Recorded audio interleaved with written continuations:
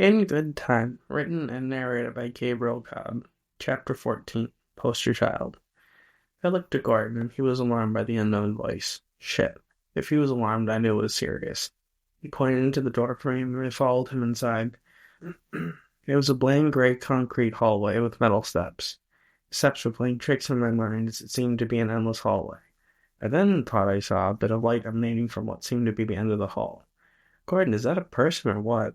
All I saw was a subtle blue light at the end of the hall. Both got out of the hall and into a large open space filled to the brim with computers and monitors. Then a man appeared before us, and he was a semi-transparent and light ocean blue color. Greetings, fellow travelers, and you are? I was astounded, and Gordon took out his gun and shot the man. The bullet phased through the blue man, hitting the wall behind him, and he just patted where Gordon shot, almost as if he were actually hit. How rude! Where are your manners? Manners? I'm Andy, and this is Gordon. Who are you?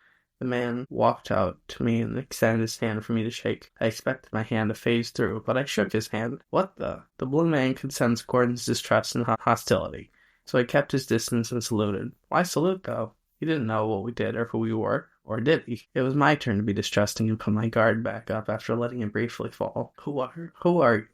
And why'd you salute? Were you watching us? He walked towards the monitor and pressed a few buttons. On a screen, images of all over the world popped up. Sacramento, New York, Boston, Delhi, London, and many others popped up. The lights were off, and you could see fires raging and smoke filling the air. The only part of the screen that caught my attention, however, was Sydney, Australia. The lights seemed to be on, and cars were running, and planes were flying in the air. My name is Psy, which is short for Surveillance Artificial Intelligence. I know you two fought in the water.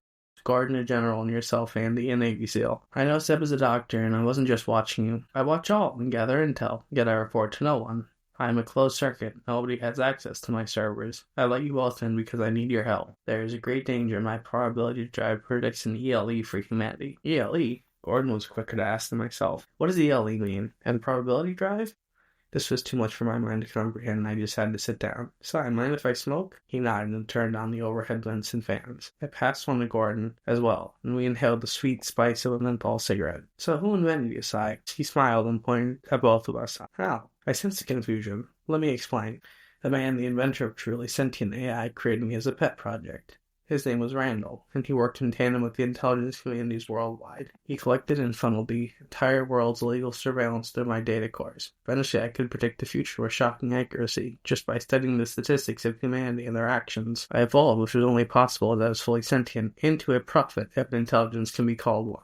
So my question is what he does now, and who does he serve? But there was something I was forgetting that escaped me. Oh shit, Seb. He is safe, Andy. I know you worry for him. You both do. But I must tell you to be careful, as there are many factors at play here. You are not the only group. Take this drive and find a power source. As long as you have power, you'll have me. Gordon took the drive and asked a very important question. Can we trust you, Psy? He just smiled and vanished. Damn it. Can we trust him? What do you think, Gordon? Just shrugged his shoulders. I don't think we have a choice, as much as I hate to say that. We walked back towards the hallway and lit up a joint. And we made it out of the doorway. It closed behind us. Then a shadow or two approached the train I saw. I looked over at Gordon and we started to rush towards the train. Seb was in danger.